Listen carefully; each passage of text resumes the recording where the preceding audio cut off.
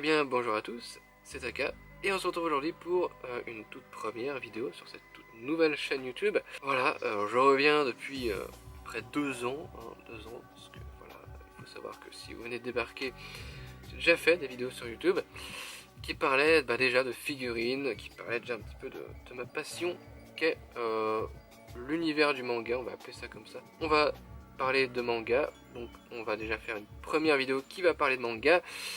Et sur les mangas que j'aime, sur les mangas que j'apprécie, sur les mangas qui m'ont fait rêver, etc., etc. Et pour ça, quoi de mieux que de répondre à un tag qui m'a été posé il y a 2 ans quand même, ça date, putain de merde, déjà, par un certain Phoenix.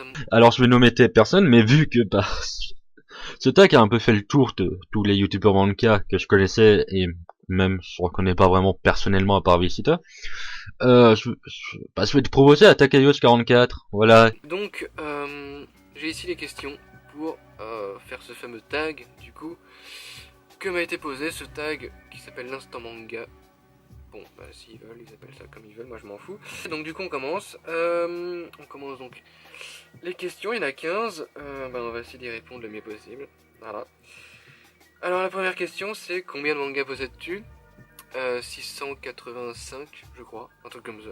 Quel est ton premier manga? Eh bien c'est Silver Spoon. Silver Spoon aux éditions Kurokawa par l'auteur de Full Metal Alchemist. Donc Hiromu Arakawa. Sorti en 2013, je crois, en France. Oui, parce que c'est là où j'ai acheté mon premier tome, en fait, il y a à peu près 5 ans, je crois, c'est ça 6 ans. Putain, non, 5 ans. Voilà, donc un petit manga qui est très sympa. D'ailleurs, le manga reprend, hein, le 15e tome va pas tarder à sortir, je crois que ça fait 1 ou 2 ans que c'est en pause. Et voilà, et donc c'est cool, on va pouvoir continuer l'aventure.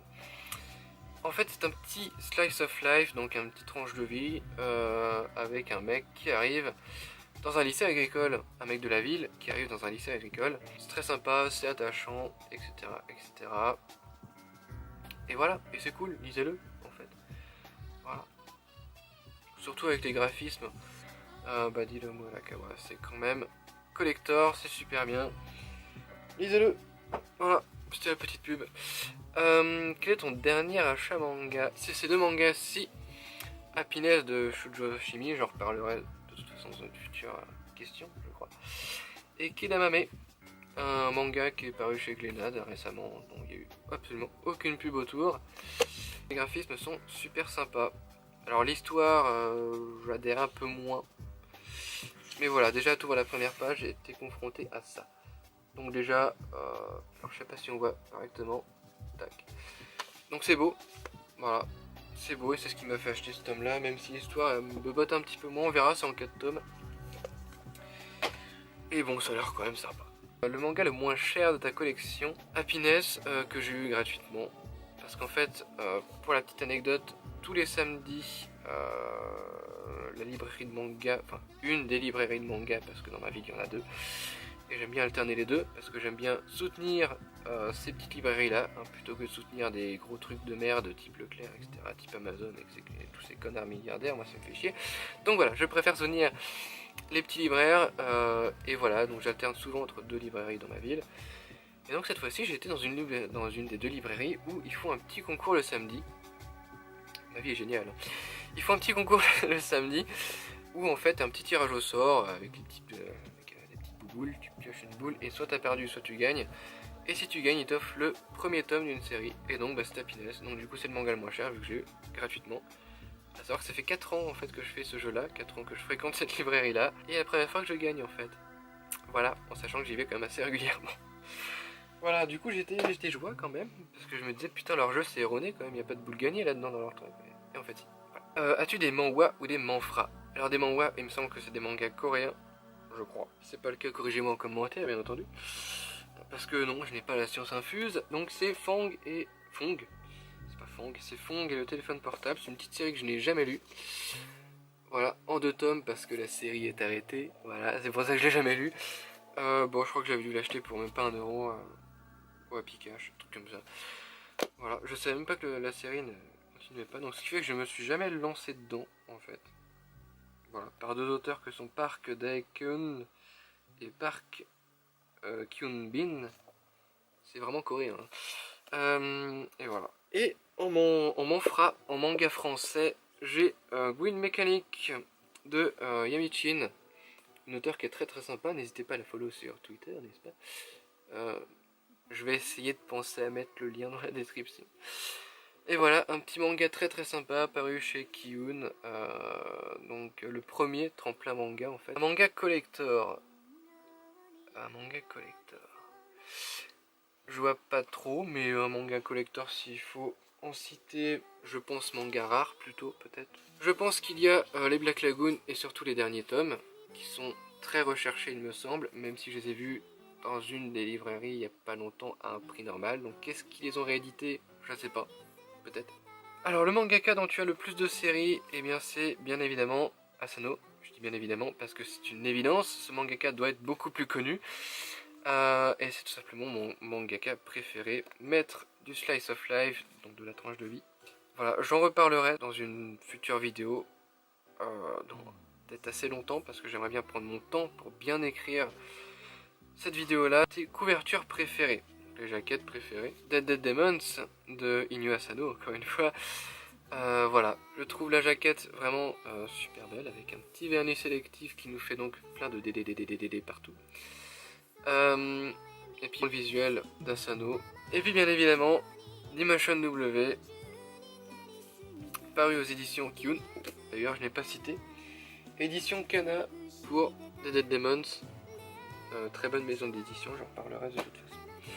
Kiyun ensuite pour Dimension W.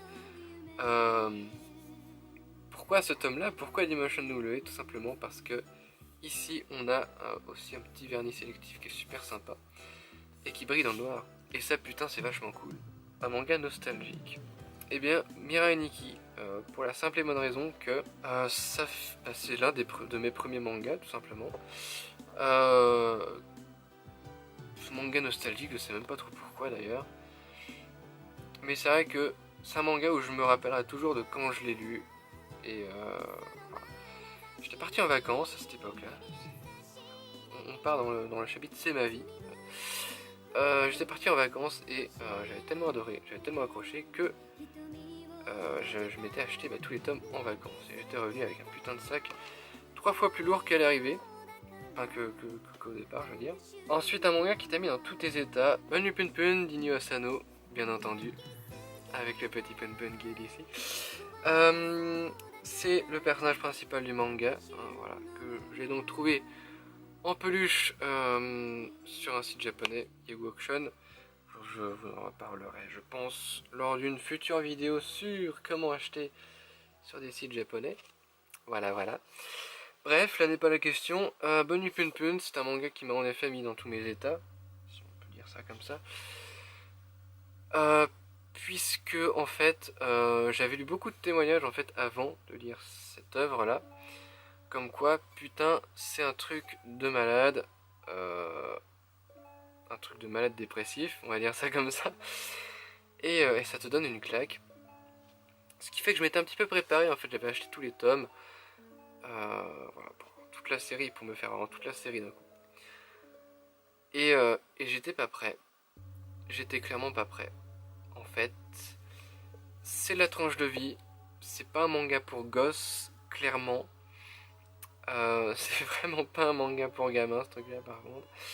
Du coup, pour public averti derrière, c'est vraiment pour public averti. C'est pas parce qu'il y a du sang. Il y en a un petit peu, c'est pas parce qu'il y a du cul. Il y en a un petit peu aussi, mais je dirais pas que c'est pour ces raisons-là. C'est tout simplement parce que le récit, tout simplement, est extrêmement puissant. Surtout quand on se met vraiment dedans, quand on est vraiment dans l'histoire. Voilà. Je comprends les gens qui n'adhèrent pas. Il y en a beaucoup qui n'adhèrent pas à Bunny Pun Pun. Mais je pense que c'est surtout parce qu'ils n'arrivent pas à se mettre dans l'histoire et se mettre à la place du héros de l'histoire. Que dire de plus? Je ne sais pas. De toute façon, c'est un manga, je vous en reparlerai dans une prochaine vidéo sur Asano. Le manga que tu aimes le moins, alors je l'ai pas pris avec moi, mais j'ai la flemme d'aller le chercher. Surtout pour un gros tas de merde. Bloody Maiden. Voilà. C'est tout. J'en reparlerai aussi une fois, je pense. Je pense que je referai une vidéo sur les mangas, sur ce genre de mangas qui sont totalement merdiques. Des mangas en version originale, bah oui. J'en ai même quelques-uns. Bah déjà, les 3 premiers Fairy Tail. Pourquoi Fairy Tail Je ne sais pas. Parce que bon, Fairy Tail, c'est pas une série que... C'est pas une série que j'adhère énormément, même si j'ai quand même beaucoup de tomes de cette série-là. Faut savoir que je les ai tous pris en occasion. Voilà. Même ces mangas en VO, au final, parce que j'ai une boutique d'occasion dans ma ville, encore une fois, qui vend beaucoup de mangas d'occasion. Hein, et voilà. Et du coup, je me suis dit pourquoi pas me les prendre, c'est sympa, 3 € le tome. J'ai aussi le petit guidebook de Mirai Nikki, voilà, pareil, version originale, tout le truc. J'ai envie aussi de démolir un culte aussi, qui est fait autour justement du manga en VO.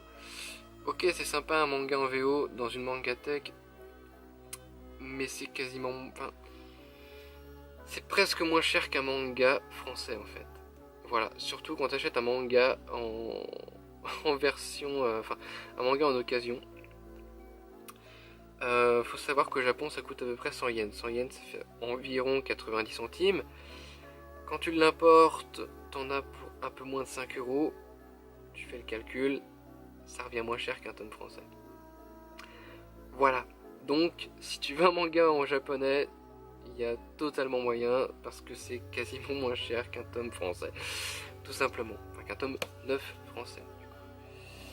Et enfin, parce que ce n'est pas tout, le petit artbook d'Asano que j'avais déjà montré tout à l'heure.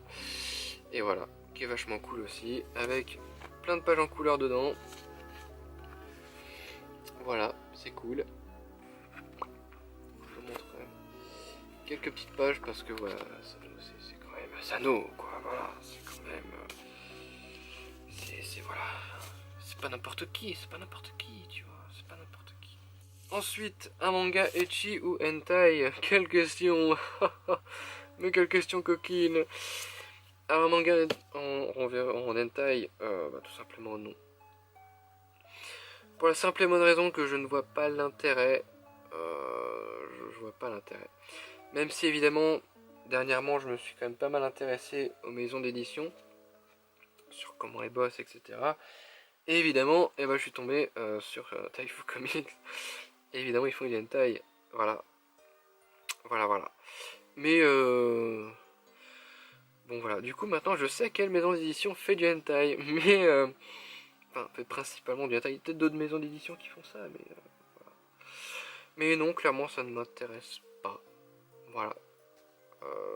Et je vois pas trop l'intérêt. Je vois pas trop l'intérêt, du moins qu'il y a... Enfin, il n'y a pas vraiment de scénario dans un hentai, c'est que du cul, donc... Voilà, il n'y a pas d'histoire, il n'y a pas de scénario, donc je trouve pas ça forcément très intéressant, en fait, voilà. Autrement, manga ecchi, ça dépend quel degré d'ecchi on pense, voilà. Parce qu'un manga ecchi, certains qualifient Fairy Tail comme manga ecchi parce que, ah là là, on voit les boobs des filles qui font 3 fois la taille de 3 fois la taille de la planète, donc c'est du ecchi. Oui. Dans ce cas-là, oui, j'en ai. Puis Fairy Tail, par exemple. Je dois en avoir d'autres, mais voilà. Je dois en avoir d'autres peut-être, mais c'est pas ce qui m'intéresse le plus dans un manga, on va dire. Donc voilà. Hein. Et donc pour finir, la maison d'édition préférée. Quelle question de merde. Quelle question de merde, putain. Je ne sais pas. Je ne sais pas parce que je porte dans mon cœur 2 maisons d'édition. Claire. Clairement. Tout d'abord Kana pour éditer les Asano, beaucoup d'Asano. Quasiment tous les Asano qui sortent, c'est Kana qui les sort. Et puis même aussi tout simplement pour les efforts qu'ils font au niveau édition. Faut savoir que pour Bonne Pun, ils ont repris toutes les éditions originales et ils nous les ont fait en France. Et ça c'est génial parce que putain, c'est pas dans tous les pays qui font ça. Et puis voilà, puis j'aime bien Kana, je sais pas pourquoi. Bah peut-être parce qu'ils ont édité Asano, et beaucoup d'Asano d'ailleurs, comme je viens de le dire. Mais voilà, c'est une maison d'édition que je porte dans mon cœur, et c'est tout. Voilà. En plus ils sont belges, et les Belges, tous, je sais pas, ils ont quelque chose d'attachant. Donc pour ceux qui ne le savaient pas, du coup, oui, je suis en France en fait. Voilà. Et autrement, autre maison d'édition que je porte dans mon cocolo, bien comme il faut, c'est évidemment Kiun. Une maison d'édition qui est quand même assez récente, tout de même, qui fait partie des nouvelles maisons d'édition. Et voilà. Pourquoi Kiun? Pourquoi cette question, j'ai envie de te dire. Voilà, pourquoi cette putain de question? Voilà, Kiun, parce que Kiun, tout simplement. Parce qu'ils éditent des bons trucs. Avec tous les Oshimi par exemple. Ils n'ont pas édité tous les Oshimi parce que la Team Marie c'est chez Akata. Mais, puis même le dernier Happiness c'est chez Pika. Putain, ils font chier. Voilà. Parce que pour réunir toutes les. Voilà, pour réunir les auteurs quand tu classes ta mangatech par maison d'édition, c'est juste ultra chiant en fait. Voilà. Mais non, Kiun parce que je les aime bien, tout simplement. Voilà. Parce qu'ils éditent bien leurs trucs. J'ai jamais eu de soucis avec eux en fait. Surtout au niveau de l'édition, je parle. Il y a des maisons d'édition où j'ai eu des gros caca dedans. Tu ouvres le truc et tu fais oh, mais pourquoi c'est en deux parties? C'est normal. Hein, quand tu te retrouves avec un truc où t'as la moitié de la page qui est noire et puis l'autre où c'est normal, tu fais ça. Un peu bizarre. Je ne citerai pas ces maisons d'édition là. Voilà, pour pas leur faire de mauvaises pubs quand même. Même si le jour arrivera peut-être aussi. Voilà. Il y a d'autres maisons d'édition que j'aime énormément. Il y a Akata parce qu'il sort des putains de titres aussi. Komiku parce qu'il sort des putains de titres aussi. Voilà. Je crois que c'est mes deux autres maisons d'édition préférées qui arrivent derrière ces autres maisons. Voilà, s'il fallait les classer, ça serait un petit peu comme ça. Voilà. Et ben c'est Taka, du coup c'est Taka du futur pour un petit aparté, pour apporter en fait des précisions sur pourquoi j'aime Kiun. Ils font des visuels qui sont très très sympas je trouve, ils nous proposent pas mal de diversité au niveau des jaquettes. Comme je l'ai dit avec Oshimi par exemple, les fleurs du mal, on a un beau petit papier gaufré qui est très très sympa. Avec Dailymotion W, on a le petit truc très sympa aussi avec le... Comment le petit truc, qui brille dans la nuit, tu vois, le machin là. Bien évidemment, il y a plein d'autres maisons d'édition qui font du très très bon travail aussi en termes de graphisme sur les jaquettes. Je pense notamment à Delcourt Tonkam. Je pense aussi à Akata. Il y en a beaucoup en fait des maisons d'édition qui font pas mal d'efforts sur les jaquettes. Et voilà. Voilà, je crois que c'est à peu près tout ce que j'avais à dire. Et voilà, du coup, on reprend la vidéo. Voilà. Même si bon, voilà, tant qu'ils éditent un bon titre en finale, tant qu'ils font une bonne traduction, tant qu'ils font Glénat d'ailleurs aussi, ils font du bon taf aussi en termes d'édition. Voilà, il y a beaucoup de maisons d'édition qui font du bon taf. Donc voilà, je pense que j'ai fini. Les 15 questions, elles sont faites. Que dire de plus? Et bien écoutez, moi je vous donne rendez-vous très prochainement pour une toute nouvelle vidéo sur un manga, peut-être une prochaine sortie, peut-être un manga qui est déjà sorti, je ne sais pas, mais en tout cas pour parler de manga, et voilà, à bientôt.